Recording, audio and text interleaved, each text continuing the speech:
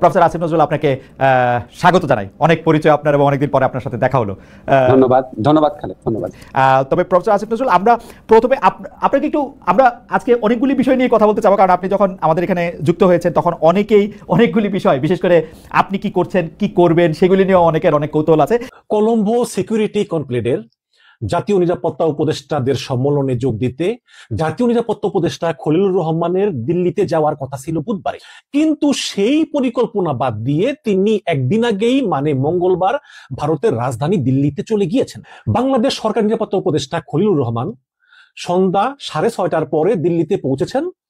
ভারতের ইন্দিরা গান্ধী আন্তর্জাতিক বিমানবন্দরে তাকে স্বাগত জানান ভারতের জাতীয় নিরাপত্তা উপদেষ্টা পরিষদ সচিবালয়ের একজন জ্যেষ্ঠ কর্মকর্তা। তো এটা হচ্ছে সিএসসির জাতীয় নিরাপত্তা উপদেষ্টাদের 7ম সম্মেলন, এবং এটা আগামী বৃহস্পতিবার মানে 20 নভেম্বর দিল্লির হায়দ্রাবাদ হাউসে অনুষ্ঠিত হওয়ার কথা রয়েছে। তো সকালে জোটের নিরাপত্তা উপদেষ্টাদের সম্মেলন শুরু হবে, আর মধ্যাহ্ন ভোজের পর তা শেষ হবে, এবং ওই দিন বিকালেই খলিলুর রহমানের ঢাকার উদ্দেশ্যে দিল্লি ছাড়ার কথা রয়েছে। জাতীয় নিরাপত্তা উপদেষ্টা খলিলুর রহমান এমন এক সময়ে দিল্লিতে গেলেন যখন মানবতা বিরোধী অপরাধের দায়ে ক্ষমতাচ্যুত প্রধানমন্ত্রী শেখ হাসিনাকে আন্তর্জাতিক অপরাধ ট্রাইব্যুনাল মৃত্যুদণ্ডে দণ্ডিত করেছে। অন্তর্বর্তীকালীন সরকার এরই মধ্যে ভারতে আশ্রয় নেওয়া শেখ হাসিনাকে বাংলাদেশের কাছে হস্তান্তরের জন্য ভারতকে অনুরোধ জানিয়েছেন। পররাষ্ট্র উপদেষ্টা মোহাম্মদ তৌহিদ হোসেন সাংবাদিকদেরকে বলেছেন যে প্রত্যর্পণ চুক্তি অনুযায়ী শেখ হাসিনাকে ফেরত পাঠানোর জন্য অনুরোধ করে ভারতকে চিঠি পাঠানো হচ্ছে। সব মিলিয়ে জাতীয় নিরাপত্তা উপদেষ্টা খলিলুর রহমানের এই দিল্লি অবস্থানকালে তার সঙ্গে ভারতের জাতীয় নিরাপত্তা উপদেষ্টা অজিত দোভালের এই দুই দেশের সম্পর্ক নিয়ে আলোচনা হয় কিনা তা নিয়ে কিন্তু ব্যাপক কৌতূহল রয়েছে। দর্শক, খলিলুর রহমান জাতীয় নিরাপত্তা উপদেষ্টা এবং এই পদটি বাংলাদেশে নতুন। ধারণা করা হয় যে বাংলাদেশে ডক্টর ইউনূসের পরে তিনি সবচেয়ে প্রভাবশালী ব্যক্তি। ওদিকে আবার ভারতের নিরাপত্তা উপদেষ্টা অজিত দোভালের আরেকটি পরিচয় হচ্ছে তিনি দিল্লিতে অবস্থানরত শেখ হাসিনার লোকাল গার্জিয়ান। শেখ হাসিনা নিরাপত্তা সহ অন্যান্য আনুষঙ্গিক সুযোগ সুবিধার বিষয়ে দেখা ভালো করেন তিনি, এবং ভারত সরকারের নীতি নির্ধারকদের সঙ্গে শেখ হাসিনার যোগাযোগ তার মাধ্যমেই ঘটে থাকে। সুতরাং দুই দেশের এই দুই প্রভাবশালী কর্মকর্তা যখন দেখা করছেন, তখন নির্ধারিত সূচির বাইরে সাইডলাইনে কি কোনো বৈঠক হতে পারে? এটা নিয়েই ব্যাপক কৌতূহল মানুষের মনে আছে। তো আমি ভারত এবং বাংলাদেশের দুই একজন সাংবাদিকের সঙ্গে কথা বলার এবং কথা বলে যা বুঝলাম আমি, যে ভারত সরকারের চিন্তা হলো যে যেহেতু বাংলাদেশের এই সরকারের মেয়াদ আর মাত্র 3 মাস আছে, যেহেতু নির্বাচনের আর 3 মাস বাকি আছে, সেহেতু শেখ হাসিনার ব্যাপারে ভারত নির্বাচিত সরকারের সঙ্গেই আসলে আলোচনা করতে চায়। এবং ভারত আরো মনে করে যে ইউনূস সরকার মূলত ভারত বিদ্বেষী।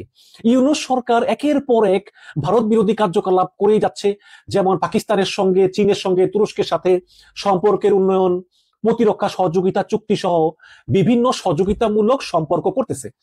এবং তুরস্ক, চীন, পাকিস্তান এই 3টা দেশকেই ভারত শত্রু দেশ বলে গণ্য করে। সুতরাং ইউনূস সরকারের কাছে ভারতের প্রত্যাশা খুবই কম।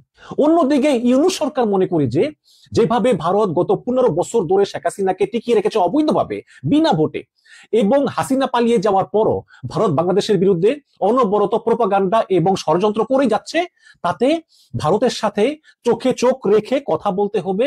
এবং আপনারা জানেন যে বর্তমানে এই দুই দেশের সম্পর্ক একেবারে তলানিতে। যদিও বিমস্টেক সম্মেলনের ফাঁকে ডক্টর ইউনূসের সঙ্গে সাক্ষাৎ করেছেন নরেন্দ্র মোদী, কিন্তু তাতে সম্পর্কের বিন্দু মাত্র উন্নতি হয়নি। এই যখন অবস্থা, তখন দুই দেশের দুই গুরুত্বপূর্ণ নেতার দেখা হচ্ছে কলম্বো সিকিউরিটি কনক্লেভের জাতীয় নিরাপত্তা উপদেষ্টাদের সম্মেলনে। তো বিশেষজ্ঞরা আমাকে বলেছেন যে এই দুই নেতার সাইডলাইনে বৈঠক হওয়ার সম্ভাবনা রয়েছে, এবং সেই বৈঠকের জন্যই সম্ভবত একদিন আগেই নিরাপত্তা উপদেষ্টা খলিলুর রহমান দিল্লিতে পৌঁছেছেন। এবং খুব সম্ভবত খলিলুর রহমান শেখ হাসিনাকে ফেরত চাইবেন না, কারণ খলিলুর রহমান নিজেও ভালো করে জানেন যে ভারত শেখ হাসিনাকে কখনোই ফেরত দিবে না। খলিলুর রহমান শেখ হাসিনা যাতে সামাজিক যোগাযোগ মাধ্যম ব্যবহার করে উস্কানিমূলক বক্তব্য না দিতে পারে, সেই ব্যাপারেই অজিত দোভালকে অনুরোধ জানাবেন। অজিত দোভালকে তিনি মনে করিয়ে দিবেন যে শেখ হাসিনা বাংলাদেশে আদালত কর্তৃক দণ্ডপ্রাপ্ত আসামি, সুতরাং শেখ হাসিনার প্রতিনিয়ত এই ধরনের উস্কানিমূলক বক্তব্য দুই দেশের সম্পর্কের উন্নতির পথে প্রধান অন্তরায়। এখন প্রশ্ন হচ্ছে যে অজিত দোভাল খলিলুর রহমানকে কি উত্তর দিবেন এই প্রশ্নে? এই প্রশ্নের উত্তরে ভারতীয় জাতীয় নিরাপত্তা উপদেষ্টা অজিত দোভাল হয়তো বলতে পারেন যে যদি আওয়ামী লীগকে আসন্ন জাতীয় নির্বাচনে অংশগ্রহণের সুযোগ করে দেওয়া হয় তাহলে তিনি শেখ হাসিনার মুখ বন্ধ করার বিষয়টি হয়তো বা বিবেচনা করবেন। মানে ডাইরেক্ট বলবেন না যে করব, বলবেন যে হয়তো বা বিবেচনা করা যেতে পারে। কারণ বাংলাদেশে যে আসন্ন নির্বাচন, সেই নির্বাচনে আওয়ামী লীগকে বাদ দিয়েই নির্বাচন অনুষ্ঠিত হওয়ার পরিকল্পনা করতেছে সরকার, এবং তারা আওয়ামী লীগের কার্যক্রমের উপর স্থগিতাদেশ দিয়েছে। এবং যেটা ভারত পছন্দ করতেছে না, কারণ ভারত সবসময় বলতেছে যে বাংলাদেশে তারা একটি অংশগ্রহণমূলক নির্বাচন চায়, যদিও এটা তারা হাসিনা 15 বছরে বলেনি, এখন বলা শুরু করেছে। তো অজিত দোভালটা বলতে পারে যদি তোমরা আওয়ামী লীগকে এই নির্বাচনে অংশগ্রহণের সুযোগ দাও তাহলে আমি শেখ হাসিনার মুখ বন্ধ করার বিষয়টি বিবেচনা করব। এবং আপনারা এও জানেন যে ভারত আসলে শেখ হাসিনাকে বাংলাদেশে প্রত্যার্পণের বিষয়টি এই সরকারের সঙ্গে আলোচনা করতে চায় না, যেহেতু এই সরকারের মেয়াদ মাত্র 3 মাস আছে এবং এই সরকারের সঙ্গে ভারত সরকারের সম্পর্ক ভালো নয়। কিন্তু যেহেতু একটা আলোচনা উঠেছে, সেহেতু অজিত দোভাল বলবেন যে তোমরা যদি আওয়ামী লীগকে সামনে নির্বাচনে অংশগ্রহণের সুযোগ দাও তাহলে আমরা শেখ হাসিনার মুখ বন্ধ করার বিষয়টি বিবেচনা করতে পারি। এখন প্রশ্ন হচ্ছে যে তাহলে খলিলুর রহমান কি উত্তর দিবেন? দেখুন, খলিলুর রহমান খুব চালাক মানুষ, তিনি ভালো করেই জানেন যে এই আওয়ামী লীগকে নির্বাচনে অংশগ্রহণের সুযোগ দেওয়া এই ইউনূস সরকারের পক্ষে সম্ভব না। কারণ তাহলে বাংলাদেশের যে বিক্ষোভ শুরু হবে, সেই বিক্ষোভ সামাল দেওয়ার মতো সামর্থ্য ইউনূস সরকারের নাই। সুতরাং খলিলুর রহমানও প্রস্তাব দিতে পারেন, যে পাল্টা প্রস্তাব দিতে পারেন, যে অজিত দোভালকে বলতে পারেন যে তোমরাও শেখ হাসিনাকে বলো বা তোমরা আওয়ামী লীগকে বলো যে তাদের ভিতর সংস্কার করতে, শেখ হাসিনা সহ যারা যারা মানবতা বিরোধী অপরাধে অভিযুক্ত তাদেরকে বাদ দিয়ে নতুন করে দলের ভিতরে সংস্কার করতে এবং জাতির কাছে ক্ষমা চাইতে। যদি এটা করে তাহলে খলিলুর রহমান বলবেন যে তাহলে আমরা ভেবে দেখবো যে আওয়ামী লীগকে নির্বাচনে অংশগ্রহণ করার সুযোগ করে দেওয়া যায় কিনা। তিনিও কিন্তু ডাইরেক্টলি বলবেন না যে আওয়ামী লীগের ভিতরে সংস্কার করলে এবং জাতির কাছে ক্ষমা চাইলেই আমরা ডেফিনেটলি নির্বাচনে আওয়ামী লীগকে অংশগ্রহণ করে দিব, এটা বলবেন না। আমরা বলবো আমরা বিবেচনা করবো। সুতরাং এই দুই বিবেচনাতেই কিন্তু আসলে বিষয়টা ঝুলে যাবে এবং কাজের কাজ মূলত কোনোটাই হবে না।